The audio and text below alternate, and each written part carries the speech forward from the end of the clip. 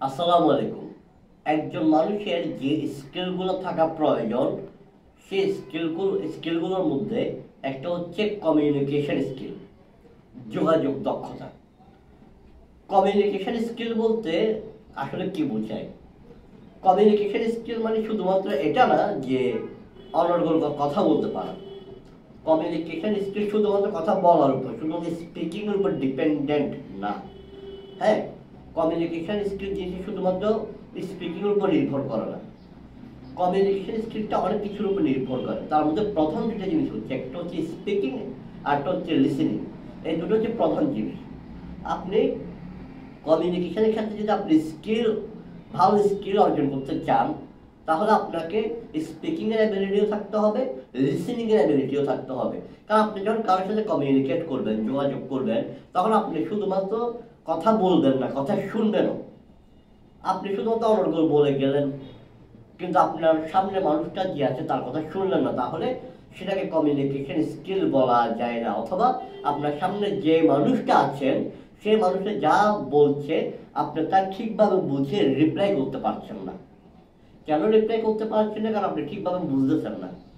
আপনার লিসেনিং অ্যাবিলিটিটা তেমন ভালো না, সেই ক্ষেত্রে আপনি ঠকে যাবেন, আপনি বাধাগ্রস্ত হবেন স্কিল ডেভেলপমেন্টের ক্ষেত্রে। কমিউনিকেশন স্কিলের ক্ষেত্রে প্রথমত আপনাকে স্পিকিং এর অ্যাবিলিটি থাকতে হবে, দ্বিতীয়ত আপনাকে লিসেনিং এর অ্যাবিলিটিও থাকতে হবে। এর পাশাপাশি আরেকটা জিনিস, সেটা হচ্ছে আই কন্ট্যাক্ট। আপনি যে মানুষের সাথে কমিউনিকেট করবেন, কথা বলার ক্ষেত্রে হোক, কথা শোনার ক্ষেত্রে হোক, আপনাকে আই কন্ট্যাক্ট থাকতে হবে। যেমন আপনি কারোর সাথে কথা বলছেন, মানুষ আপনার সামনে স্ট্রেট এভাবে আছে, বসে আছে কিভাবে দাঁড়িয়ে, কিন্তু আপনি কথা বলছেন এভাবে, আচ্ছা ওই দিন কি হয়েছে জানো? তাহলে আপনি তার দিকে না তাকায় যদি অন্যদিকে তাকায় কথা বলেন, তাহলে কিন্তু কি জিনিসটা বিশ্রী দেখাবে। সে ভাববে আপনি তাকে পাত্তা দিচ্ছেন না, অথবা সে বলছে আপনি শুনছেন, হ্যাঁ শুনতেছে বলো, অথবা হ্যাঁ বলো শুনতেছি। আপনি অন্যদিকে তাকায় আছেন, কিংবা আপনি আপনার ডিভাইস মোবাইলের দিকে তাকায় আছেন।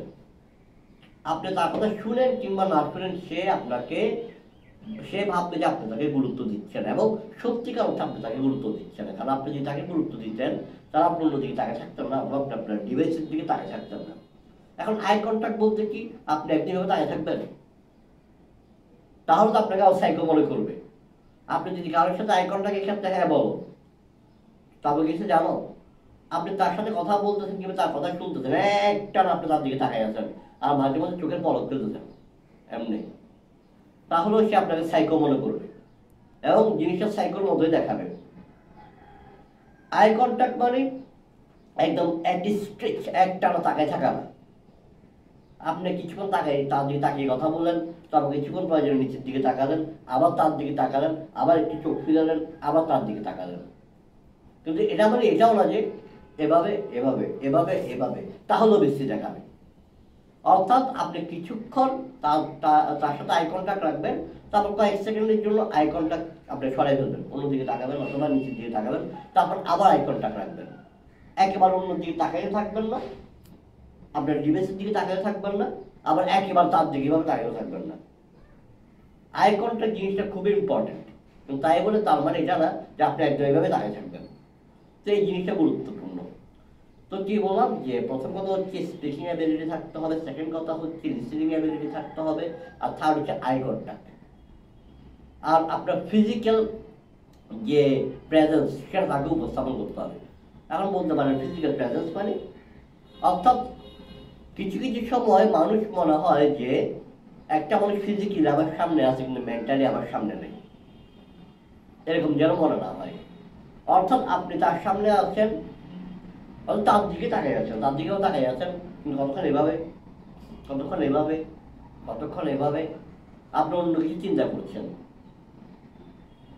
তাহলে দেখা যাবে যে কি, তার মানে আপনি যদি কারোর সামনে বসে থাকা অবস্থায় তাকে এটা কোনো মতে বুঝতে দিয়ে ফেলেন, আর সে যদি কোনো মতে বুঝতে পারে যে আপনি তার সামনে বসেই আছেন, কিন্তু আপনার মনটা অন্য জায়গায়, তার মানে আপনি যদিও ফিজিক্যালি সেখানে প্রেজেন্ট, তবে মেন্টালি অ্যাবসেন্ট।